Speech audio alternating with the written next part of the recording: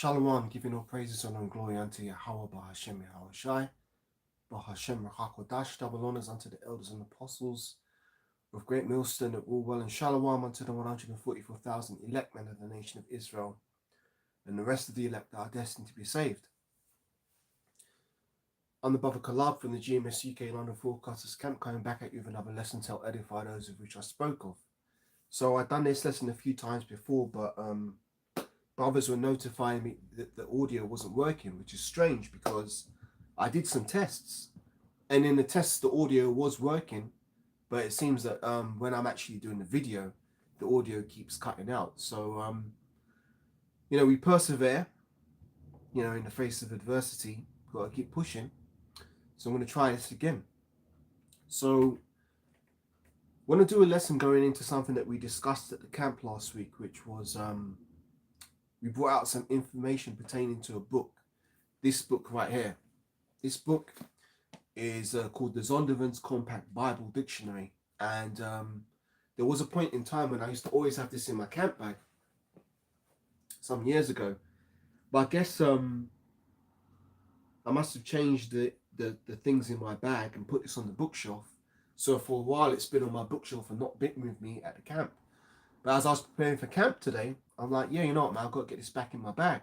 But before I did, I thought, let me do a lesson going into some of the information that we brought out last week pertaining to this. So this, as I said, this is Zondervan's Compact Bible Dictionary, right? It contains some very damning information in regards to Esau, right? Now we know, according to the scriptures, that Esau is the so-called white man on the face of the earth today, and he is also considered to be the wicked according to the scriptures. Both of those things I'm going to prove with precepts, but before I do, let me just tell you a little bit about this book. The information on the back of the book says over 1 million copies sold. The Zondervan Compact Bible Dictionary delivers a wealth of varied information in an easy-to-find alphabetical arrangement. Here is a fact and picture-filled guide to the arts, cultures, geography, geology, theologies, philosophies, and lifestyles of biblical times. It offers concise definitions of persons, places, objects, events, and concepts, over 5,000 entries, summaries of the books of the Bible, information about archaeological finds in the Holy Land, hundreds of illustrations, maps of the ancient world from the time of Abraham to the height of the Roman Empire, which would be 2000 BC to AD 171, conservative in scholarship, comprehensive in scope, ideal for laypersons, students, teachers, and pastors. So this ain't no lightweight book. This isn't a book that was hastily thrown together in the space of one weekend. This has been verified, fact-checked, and if I can use the word, accredited by Esau. So let's say you was to go into Esau's education system, which we know is folly, but let's just say hypothetically that you were to go up into his education system and get his, theological or Bible seminary degrees. What book would you be reading? You'd probably be doing a lot of your research from this book here, right? Which proves that the information in here is solid. This ain't no Mickey Mouse joke book, because it clearly says ideal for laypersons, which would be your average Joe, students, teachers, and pastors. So this is a serious, solid bit of compiled information from Esau. Now, the interesting thing about Esau is that he doesn't have faith. We as Israelites, we have faith. The scriptures say, without faith, it is impossible to please the Most High. But Esau wasn't given faith. The scriptures even say that faith is a gift and it was created with the faithful in the womb. But we also know, pertaining to Psalms 58 and verse 2, that we also know, pertaining to Psalms 58 and verse 3, that Esau is the wicked and that he was estranged from the womb. So from the minute them Edomite spirits hit the mother's belly, the Most High's cut them off. He ain't dealing with them, right? Now that's what I'm going to get into, because Esau is condemned, and even his own books that he's putting out there shows that he's condemned, and we're going to prove that. If we go to page, what is it, 147? 147 or no? Yeah, it might be. I had it there before. I just lost it because I was trying to sort out these camera problems. Yeah, not Psalms. Page 142. This is a direct quote from page 142 of this book, the Zondervan's Combat Bible Dictionary. It says, Edom figures prominently in the prophetic scriptures as a scene of great future judgments. See notably Isaiah 34 verses 5 to verse 6, Isaiah 63 and verse 1.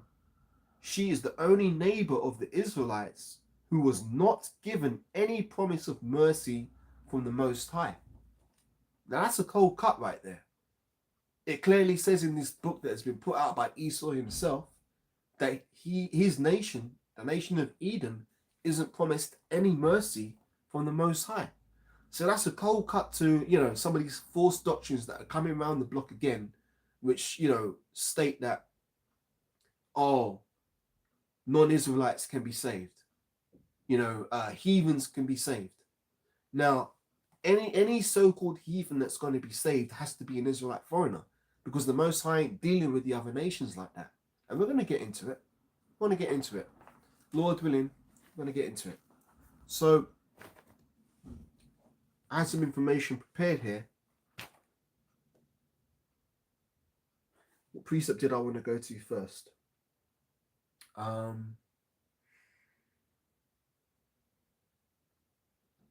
Yeah, let's find out who Esau is. If we go to Genesis 36, who is Esau?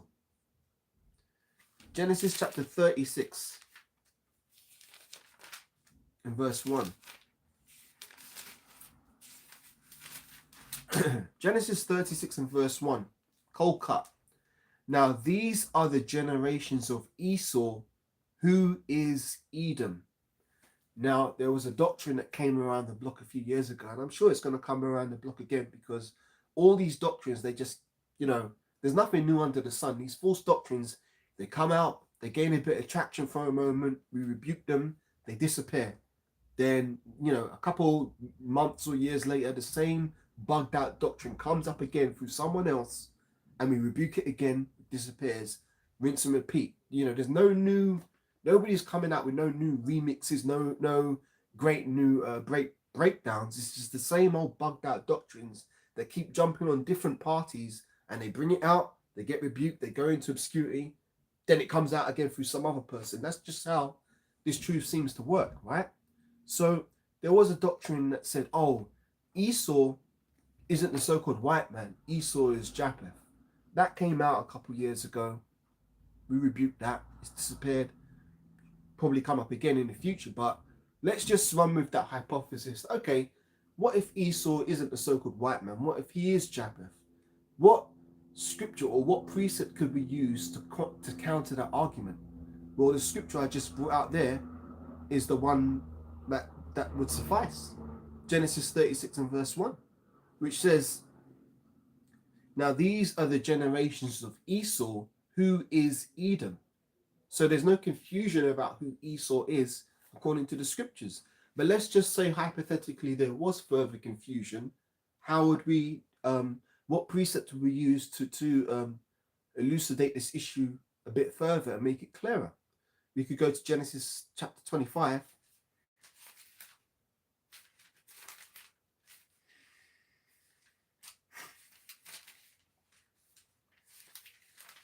This is Genesis 25.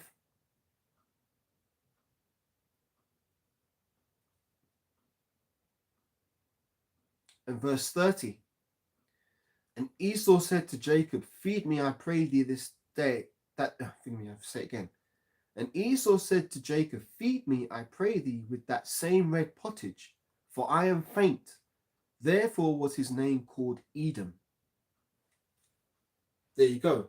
It establishes that Esau was Jacob's brother, which we already knew. And it also clearly says that Esau was called Edom. So there's no confusion there. So let's go into this a little bit further. Precept upon precept, precept upon precept, line upon line, here a little, there a little. How does the Most High feel about Esau? What scriptures could we use to find out how the Most High feels about these Edomites? Well, simple. Go to Malachi chapter 1.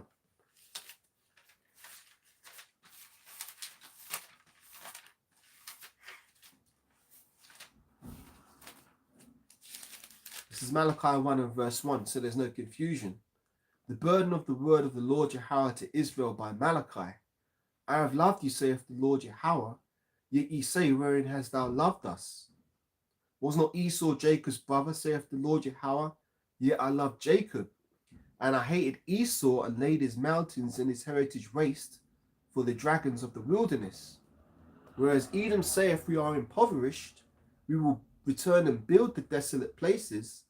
Thus saith the Lord Yahawah of hosts, they will build, but I will throw down, and they shall call them the border of wickedness, and the people against whom the Lord Yahawah hath indignation forever. Bear me a second. Bear me a second.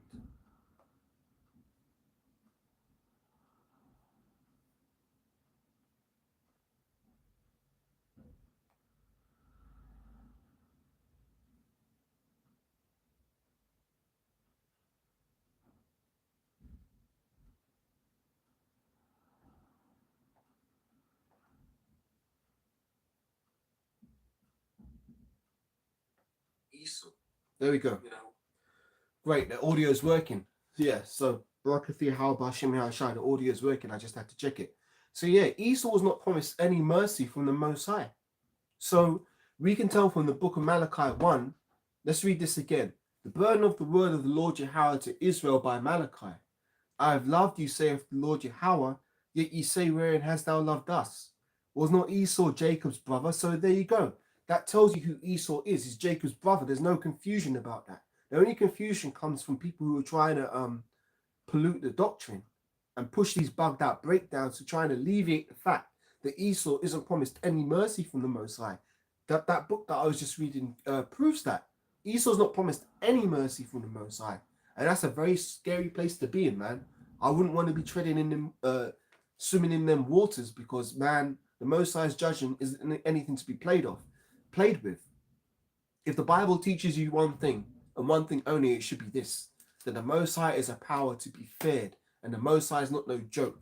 Yeah, so Esau's got great judgment coming for his ass, but Esau, remember what it said in Genesis 4, Esau is a fugitive and a vagabond, meaning that he's someone who's constantly trying to run away from and avoid receiving the punishment that he is due to receive.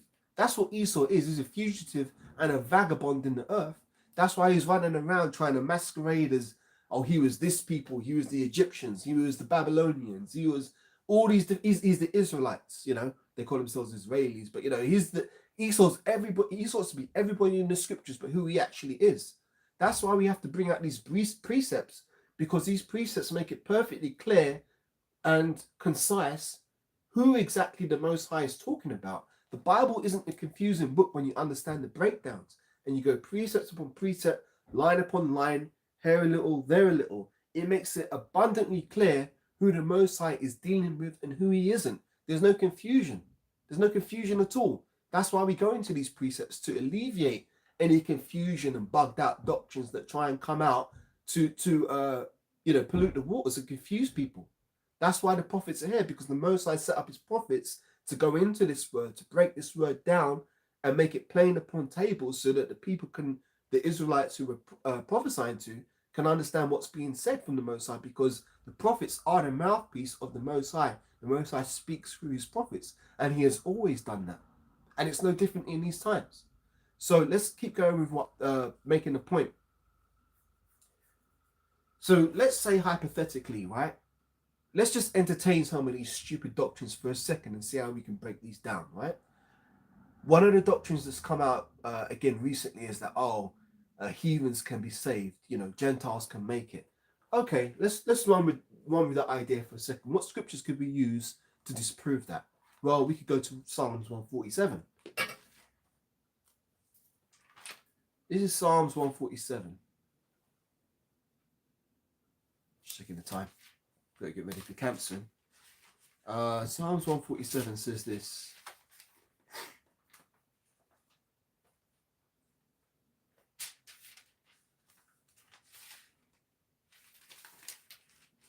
Psalms 147.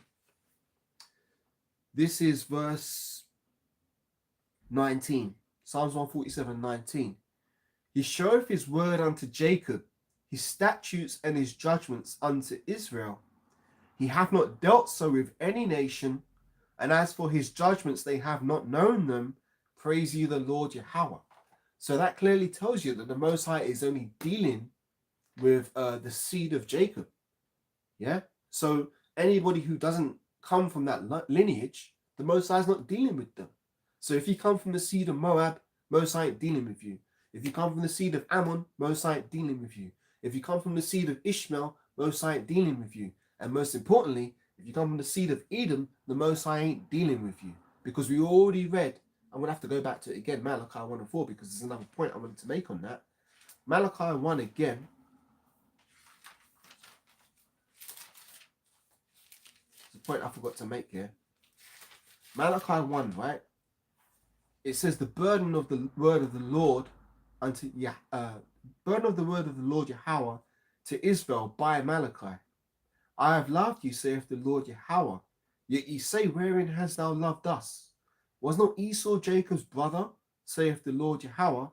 Yet I loved Jacob, and I hated Esau. So it clearly says that the Most High hates Esau, right? And I laid his mountains and his heritage waste for the dragons of the wilderness. Whereas Edom saith, we are impoverished, but we will return and build the desolate places. Thus saith the Lord Yahawah of hosts, they shall build, but I will throw down, and they shall call them the border of wickedness, and the people against whom the Lord Yahawah have indignation forever. So what does that word indignation mean? I want to go into the Common Dictionary here to get a breakdown of that word indignation. See if the Most High is dealing with these people, right? Word indignation in the Common Dictionary says this.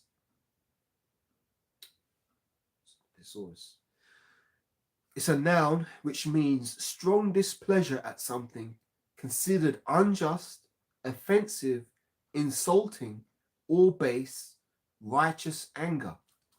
So all of these words describe how the Most High feels about Esau. He finds displeasure at Esau.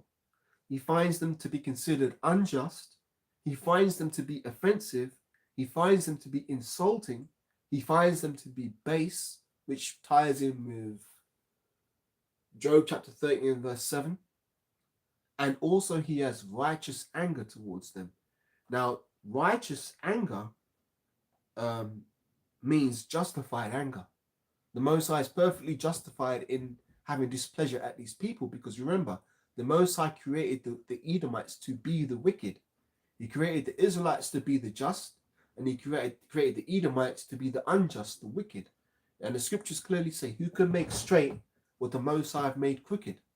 So the Most High made Esau not to be upright.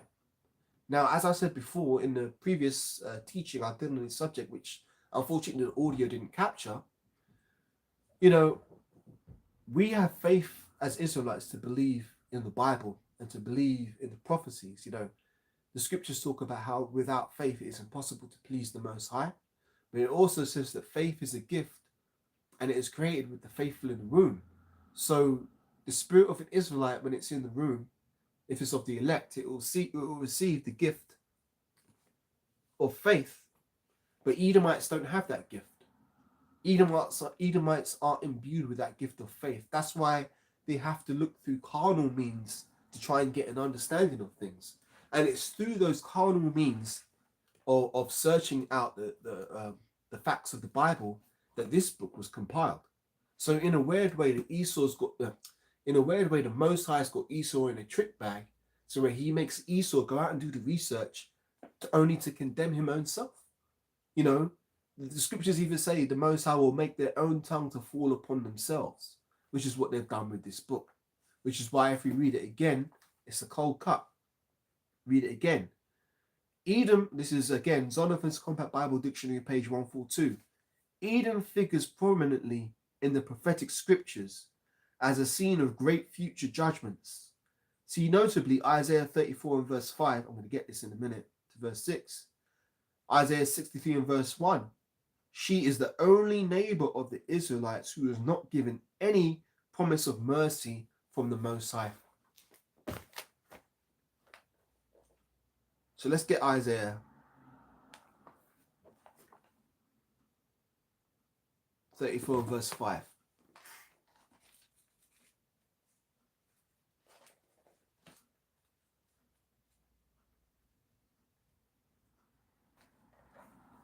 Book of Isaiah chapter 34 verse 5. For my sword shall be bathed in heaven. Behold, it shall come down. So like yeah. For my sword shall be bathed in heaven. Behold, it shall come down upon Idumea and upon the people of my curse to judgment. Wow. Read that again. Isaiah 34 verse 5. Cold cut, man. For my sword shall be bathed in heaven. Behold, it shall come down upon Idumea and upon the people of my curse to judgment. So what sword is that talking about? Well, we know that a sword, according to the scriptures, can be any killing instrument. It could be a gun, it could be a grenade, it could be an arrow, it could be a literal sword or an axe, or it can even be a missile. See, a missile is nothing but a giant sword, a giant killing instrument, because in the Bible, when it talks about sword, it's talking about killing instrument. It says, his sword shall be bathed in heaven and shall come down upon Idumea. That's describing those intercontinental ballistic missiles. Because what do those missiles do? They're shot up into the atmosphere, bathed in heaven, and it's going to come down upon Idumea. So that land, Idumea, is where the Edomites are dwelling right now, because just as Israel is a people before it's a place, Idumea also people before it's a place. And whereas the landmass where a lot of those Idumean, aka Edomites, are gathered right now, it's in Babylon the Great, which is known as a spiritual Sodom and Egypt, which is America in the Bible for those who can receive it. So America is going to be hit with the sword of the Lord, which is those missiles, and that's going to be the judgment that's going to come down upon those Edomites. The Most High has got great judgments prepared for them, as the Zondervan Compact Bible Dictionary said. Read it once more. Edom figures prominently in the prophetic scriptures as a scene of great future judgments, notably Isaiah 34 verse 5. Let's get Isaiah 63 and verse 1. See, this is the thing, man. When you go precept on precept, line upon line, here a little, there a little, it alleviates any confusion that may be found. This is how the Bible is supposed to be used, broken down and worked with. That's why the Most High has prophets set up who can go into these scriptures and bring out the correct breakdowns to teach the people. But as well as having people who have the correct breakdown, the Most High has also set up those who have the wrong breakdowns to draw out the undesirables from this truth. So this is Isaiah 63, verse 1. Who is this that cometh from Edom, with dyed garments from Bozrah? This that is glorious in his apparel, travelling in the greatness of his strength. I that speak in righteousness, mighty to save. Wherefore art thou red in thine apparel, and thy garments like him that treadeth in the wine fat? This is talking of Yahawah, right? He says, I have trodden the winepress alone, and of the people there was none with me. For I will tread them in mine anger, and trample them in my fury.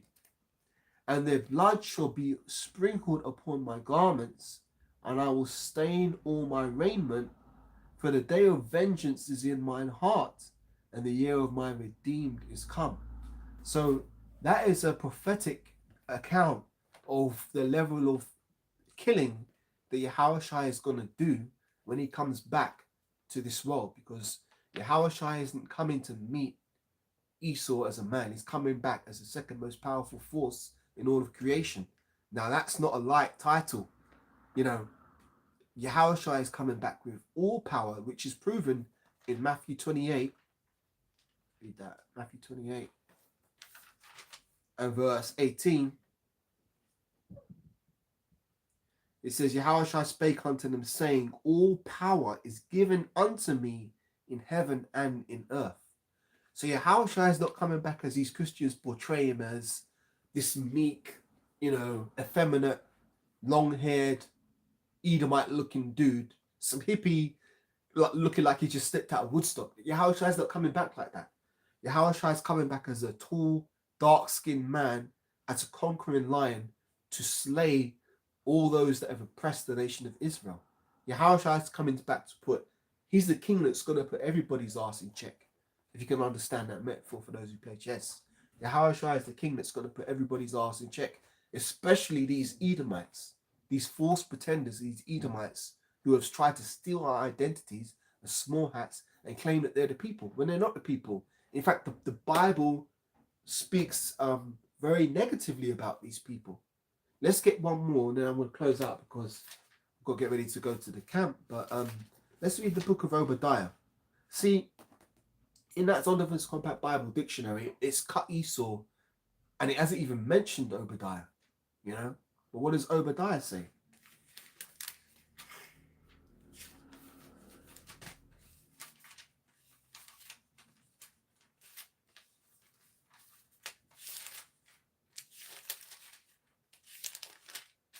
Book of Obadiah. I'm just going to read this and I'm going to close out, right? Lord willing, it's edifying. Obadiah 1. The vision of Obadiah. Thus saith the Lord power concerning Edom. We have heard a rumor from the Lord Yahawah, and an ambassador is sent among the heathen. Arise ye, and let us rise up against her in battle. Behold, I have made thee small among the heathen. Thou art greatly despised. The pride of thine heart hath deceived thee, thou that dwellest in the clefts of the rock, whose habitation is high, that saith in his heart, who shall bring me down to the ground? And that's a common trait of these Edomites. They're very proud people. Even though they're very ignorant, stupid, full of folly, but they're still very proud. That's why the Mosai is going to have to break their pride when he sends Yahushua back, right? Though thou exalt thyself as the eagle, and though thou set thy nest amongst the stars, from thence will I bring thee down, saith the Lord Yahawah. If thieves came to thee by night, how art thou cut off? Would they not have stolen till they had enough? If grape gatherers came to thee, would they not leave some grapes? How are the things of Esau searched out? How are his hidden things sought up? All the men of thy confederacy have brought thee even to the border. The men that were at peace with thee have deceived thee and prevailed against thee, and they that eat thy bread have laid a wound under thee. There is none understanding in him. Shall I not in that day, saith the Lord Yahawah, even destroy the wise men out of Edom, and understanding out of the mount of Esau? And thy mighty men, O Teman, shall be dismayed to the end, that every one of the mount of Esau may be cut off by slaughter. I could close the book right there. It clearly said every one of the mount of Esau is going to be cut off by slaughter. That's a harsh judgment, man. And the Most High is not a man that he should lie. The Most High doesn't say things just to say it. What do the scriptures say? His word doesn't go out void. Let's get that one.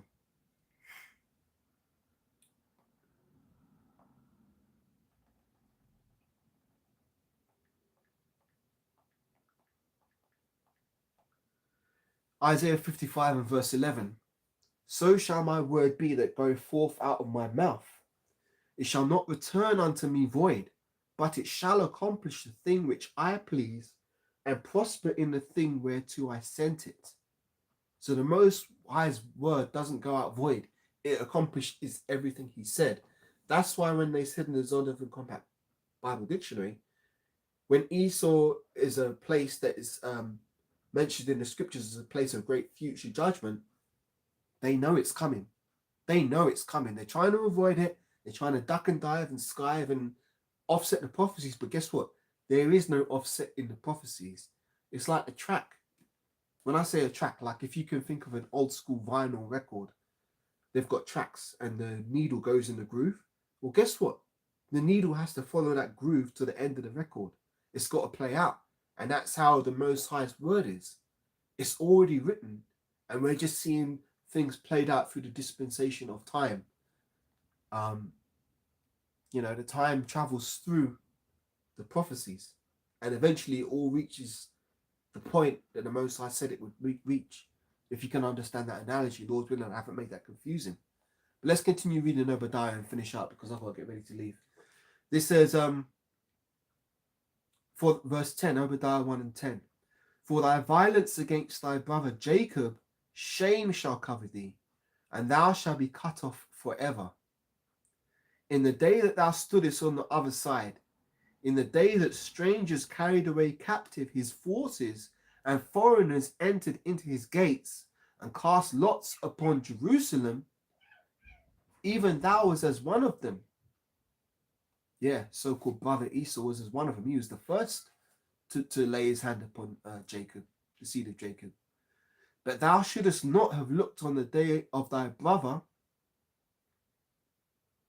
in the day he became a stranger, neither shouldest thou have rejoiced over the children of Judah in the day of their destruction. Neither shouldest thou have spoken proudly in the day of distress. Thou shouldest not have entered into the gate of my people in the day of their calamity. Yea, thou shouldest not have looked on their affliction in the day of their calamity, nor have laid hands on their substance in the day of their calamity. Neither shouldest thou have stood in the crossway to cut off those that did escape. Neither shouldest thou have delivered up those of his that did remain in the day of distress. For the day of the Lord Yahawah is near upon all the heathen. As thou hast done, it shall be done unto thee.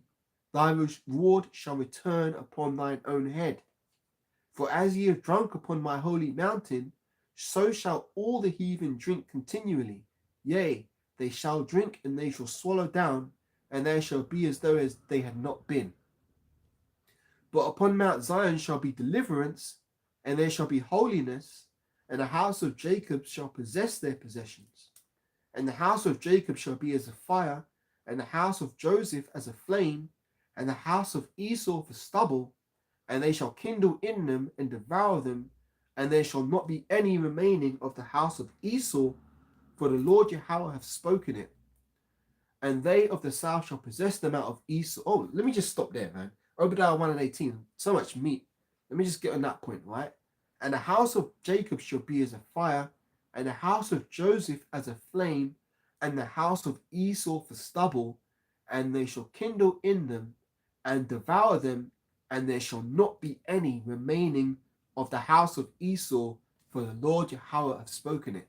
Now, I just read Isaiah 55 and verse 11, which said, So shall the word be that goeth forth out of my mouth. It shall not return unto me void, but it shall accomplish that which I please, and it shall prosper in the thing whereto I sent it. So that word that was sent unto Edom, via the word of the prophet Obadiah, that's going to be accomplished. Which is why these Edomite scholars know the deal.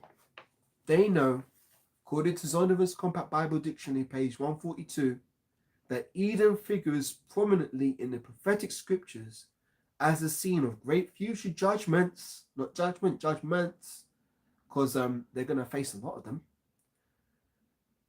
Great future judgments, see notably Isaiah 34 and verse 5 to 6, which we read, Isaiah 63 and verse 1, which we read. She is the only neighbor of the Israelites who was not given any promise of mercy from the Most High. So, that's a cold cut to Esau, and that proves that heathens can't be saved, especially these Edomites, because at the end of the day, we're the ones who are suffering the curses right now. We're the ones who need to be saved, so the Most High is going to deliver Israel. There shall be a deliverance upon Mount Zion. We're the ones who are going to receive a great and glorious kingdom and be saved from our enemies, whereas all the other heathen nations, primarily Esau, those that have subjugated the house of Israel, they're going to be put into slavery themselves, and they're going to have to play that out for 1,000 years. And at the end of those 1,000 years, Esau's going to be done away with, as pertaining to Obadiah 1 and 18. And on that note, I'm going to wrap this up because I tried to do this lesson 3 times before. 3 times the audio failed, so that's eating up a lot of the time. So lucky for that. But Lord willing, this was edifying, and Lord willing, those audio issues are fixed so that when I go live again, hopefully it won't be a problem. So with that one, once again, I want to give all praises, honor, and glory unto Yahawah, Bahashem Yahweh Shai, Bahashem Rahakadash. Double honors unto the elders and apostles of Great Millstone of Rule Well. And shalom unto the 144,000 elect men of the nation of Israel, and the rest of the elect that are destined to be saved. And I'll catch you on the next Lord willing. Shalom for now.